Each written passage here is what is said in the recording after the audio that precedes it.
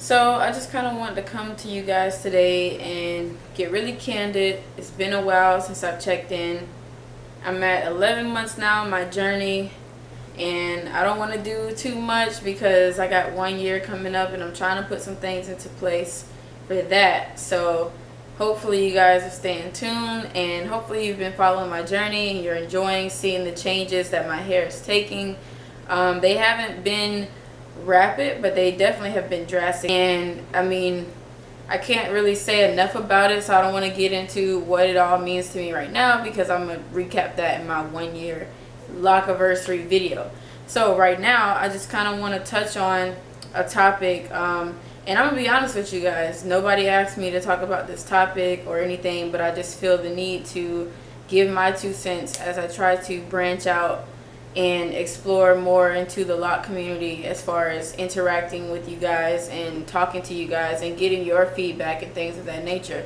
So I want to touch on, having Locs in the workplace, because from what I can see with most of the YouTubers that I watch who have Locs, again, like, I'm kind of like in a different lane with a lot of stuff, because I feel like most of them, a great thing, they're more entrepreneur, type of, professionals, or that's the track they're on. It's more entrepreneurial versus me, I work in corporate. So it's a different, it's probably, I'm willing to say 9 times out of 10, it's a different experience, like, wholeheartedly. And this is why I want to touch on it, because I'm curious to know what other people think. So, like, for me, when I first started my Locs, the company I was working at when I started them, believe it or not, about a month ago, I just started a new position. This is my second salary position with my second company as far as professional jobs go. Started about a month ago, and now I'm a business analyst. If you didn't know, before I was a process improvement consultant. Basically, both of them are in the same ballpark. If you take away the titles and just focus on what I really do, it's all about analytics. It's all about programming, coding, building, reporting, that type of stuff, like pharma. So if you're familiar with the specialty pharmacy industry, then you'll probably know what some of that stuff means. If not, then just think of where healthcare meets IT. Speaking of which, I just got my master's degree as well. I graduated literally about 5 days ago with my master's degree, so that was a really big accomplishment for me this year as well. So back to what I was saying, when I first started my Locs, I was at my previous company, and when you start working in corporate and you're in the professional titles, because you can work in corporate and you can be hourly, which, no disrespect to anyone who's hourly, I really respect the hustle any way it goes. I used to be there, so no knock against anyone that's hourly or non-exempt, but you can basically be working in a corporate setting or like a business setting, office setting, basically what I'm trying to say, like an office setting, and you can be surrounded by a lot of people that look like you if you are indeed black, because let's just be real, majority of us don't get the same opportunities as far as the higher positions all the time. I'm starting to see more of us get those opportunities, but we don't always get them all the time. So if we're just being real, and a lot of companies, unless it's just one of those outliers, or anomalies, if you will, most of your black people are going to be working at the lower levels in the company. So with that being said, once I got into a salaried or an exempt position, I should say, that's what I saw. It was kind of like a flip for me. Like, I went from being one of many to just one of one, and really one of one when it comes to being female and when it comes to being African American. So it's like, once I became a process improvement consultant, my team was literally 4 people. One white guy, and I'm just using very loose terms. I'm not being politically correct. Again, I respect everybody, but I'm just being, I'm just talking colloquially, right? So 1 white guy, same age as me, really cool dude. 1 guy from Pakistan and 1 guy from Puerto Rico. As far as the age range, the guy from Puerto Rico was our senior level version of us. So he was a senior programmer, kind of like, overseeing most of the automation things, like if anything you need to be automated, which I can do some automation as well, but he's really like legit, like he can program pretty much any language. He's fluent in any programming language. So anyhow, you had him. He was about 48 years old. And then you had the guy from Pakistan. He was 35 when I first started working with him, or actually 34 and turned 35, or I had just turned 35. And there was me and the white guy, who we were both at the time 24 years old when I first got into the position, where I was on the cusp of turning 20. I was 24. I was on the cusp of turning 25. So I got my first start at 24, but I was almost 25. I was literally in the same month as my birthday, about 24 days away. So so yeah, the representation that I was used to seeing went completely down. So that was already something that, one, it was a shocker. Two, it gave me a sense of pride. But it was like, okay, so that was the first thing. I'm already African American. Then I'm a female, you know, in a male dominated industry when it comes to programming and analytics and stuff like that. And then tackle on the fact that the obvious, I have locks now. So, you know, did I worry about it? Yeah, a little part of me was worried about it, but not a whole lot, because I'm like, you know, I had been in a company already well over a year, almost 2 years by this time. So, you know, I wasn't really, well, a year and a half, but I wasn't really worried about it so much in the sense of what it would do for me while I was transitioning roles or anything like that, or trying to get one in the future with that company. But I did start getting some questions, and most of them were from like older people in the company, both on the operations side and the side that I worked on, which is the support teams basically. And also in my department, you know, as a whole, my department was known as quality. Support teams for operations, for the pharmacists, for the farm techs, for the order management, and for the clinical staff, aka the nurses.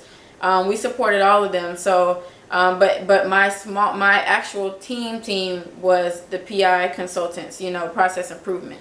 But within quality, we had PMOs, or project managers, and auditors and things of that nature. So that's why it's quality, because it's focused on either supporting the business like us, or supporting them in a way to help them do better, you know, from a quantitative or qualitative standpoint.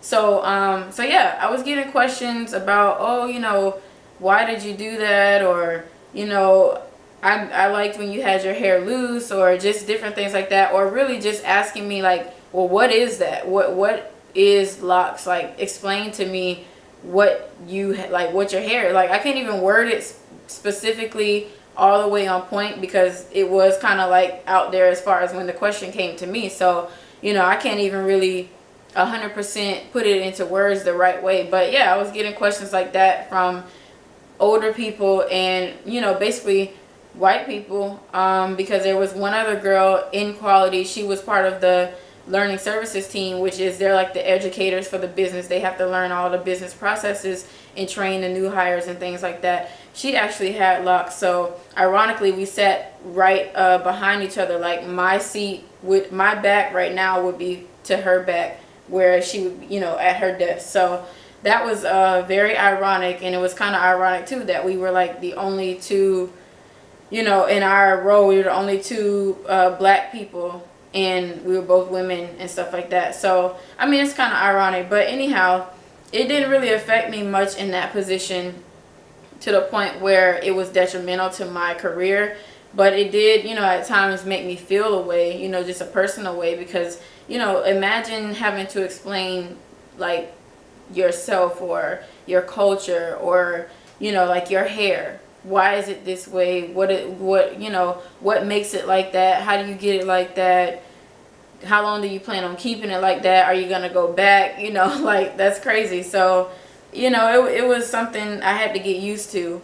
And then, you know, thankfully, what I will say is that, like I said, about a month ago, I started my new position as a business analyst, in lieu of me graduating, or getting ready to graduate at the time.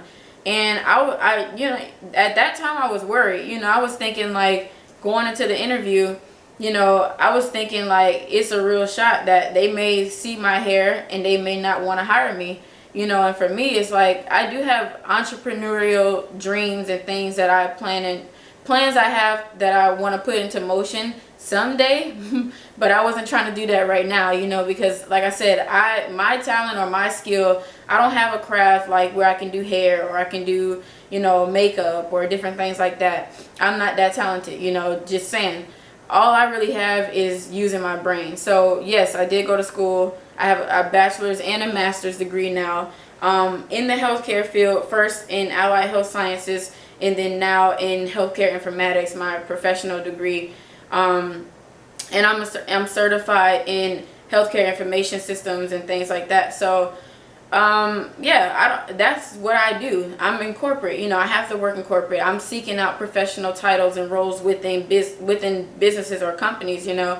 So yeah, I was scared about it, and it entered my psyche. I didn't let it fester or really just, you know, come wholeheartedly all over me and engulf me. But yeah, I thought about it, and at the time my hair wasn't really, it wasn't retwisted at all. Like if you notice, like I keep my hair pretty much manicured on a monthly basis. I do like when it's frizzy and things like that, of course, like, which I'll get into next month for my year anniversary. But most of the time, you know, I do like too when it's manicured or when it looks more like how it looks now.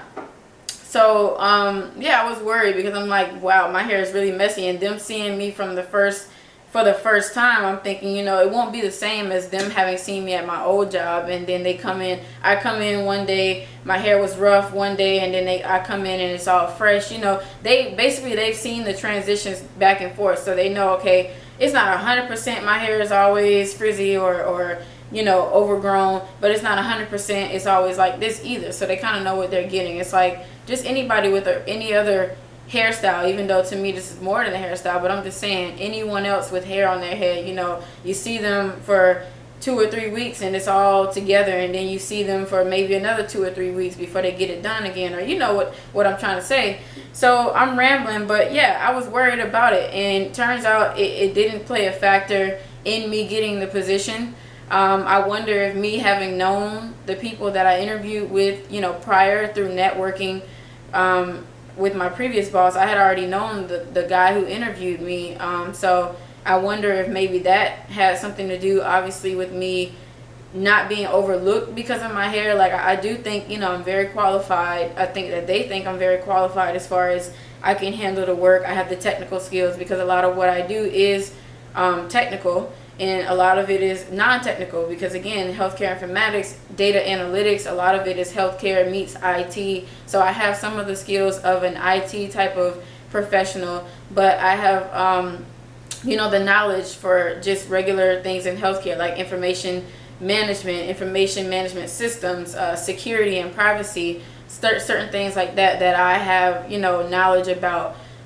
Different roles and different professionals within hospitals and the hierarchy there. So yeah, so I don't know, you know, 100% yet what my whole entire career experience will be as far as with my locks if I do stay in corporate. Like I said, I have some plans, but I'm not going to talk about them or put them into the universe just yet publicly, because that's something I'm doing, you know, and trying to work on behind the scenes. But you know, for the most part right now, corporate is where I'll be. You know, that's how I make a living. That's how I support myself at this stage in my life. And I'm only 26 now. Like I said, I first got my first chance at 24 going to 25. So it's been a short time that I've been in a professional role, like in an exempt position. So, but I mean, you know, this is pretty much where the bread and butter is for the field, you know, that I'm in, or basically, you know, once you get your career off the ground, because that's what I'm on, is a career track. So I don't know what it will be for me, but I will say thus far, I would say my experience has been about 70 maybe 80% positive and 20% negative.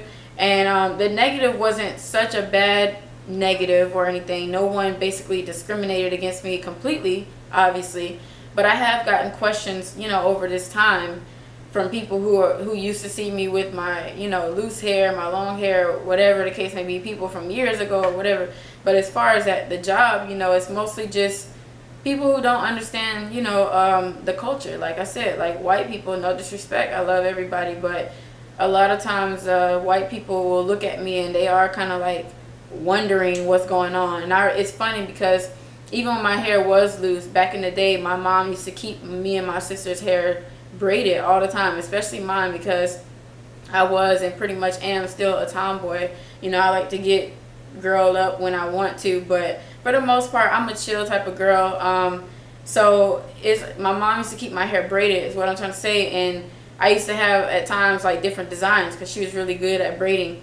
And like I would have teachers, literally like white teachers, who would come stand over my head and be like, wow, how's your mom get your hair like that? Like, they were fascinated. So some of the questions and the wondering stares are not always negative, I don't think. Sometimes they're trying to understand, like legit, sometimes I do think they're trying to understand even when they ask you a question. And for me, it's all about how you ask me. It's all about what your, verbal, nonverbal cues are giving me, right? The energy you're giving off. So if you ask me a question like I have gotten before, like, oh, are you going to leave your hair like that? And your face is like this, what you think I'm going to be thinking? Like, I'm going to immediately get on the defensive, right? But if you ask me a question and you're just like, well, how'd you get your hair like that? Or you're saying something more positive, or you just have a more positive tone, or there's more of a positive connotation behind what you're saying, then yeah, I have no problems answering questions, being questioned in the first place. Like, I think that's part of the journey as well, that people who have been around you and who have seen you prior, they're now on a journey with you as well, because if they continue to see you, this is what they're getting, right? This is what they're gonna get from me. So they're also on this journey with me. And then people who don't know me, period, they have curiosity sometimes. Before I got locks, and even now that I have locks, like, my curiosity level about locks is just through the roof. It's locks, locks, locks with me all the time, like, I swear. So it's just kind of like one of those things where I get it, so I'm not knocking them. It's just, it's all about how you come off and the energy you give off and how you present it, how you approach people. So, and me, I feel like I'm very approachable. Like, I used to get told in high school that I looked mean before people knew me or before they started talking to me. But I think, like, I used to tell them, I'm just focused on getting to class. Like, I was a nerd. So, I mean, all I was trying to do was just get to class. Like, if somebody hollered at me or said my name, I'd be like, hey, or whatever. Face will go right back to this as soon as I'm done talking, because it's like I'm on my way to class. I'm trying to get to class. Like, y'all might think I'm joking, but I'm dead serious. So like, that's what people used to tell me. But for the most part, like, now every time I see someone, especially working in a professional environment, I'm always making sure I acknowledge people. I look at them, I make eye contact, I just at least say how you doing, even if they don't say it back, or even if they look crazy, like they didn't want me to say nothing to them in the first place. Like, mostly white people, of course, but I still say, hey, that's just how I was raised. Like, if you see someone or you enter a room or basically a setting at this point, you just speak. So that's what I do. That's not going to change. But I just wanted to give my 2 cents on what it is working in corporate with my locks so far. And like I said, I feel like with me starting my hair back combed and obviously going through these different stages, because of it, that's different. And then I see most YouTubers with locks, they are mostly entrepreneurs. So I just feel like I'm in a different space, and I want to give a different perspective that only I can give. And I'm interested in if you have locks, or someone with locks and they work in a corporate setting, let me know what either your experience has been, or what you're currently dealing with, how it is for you now, or what you've seen, maybe your spouse or your significant other or your best friend or your mom or your brother, whoever, what they've gone through. If share those thoughts with me, so that we can give and take and just, shoot the breeze with that.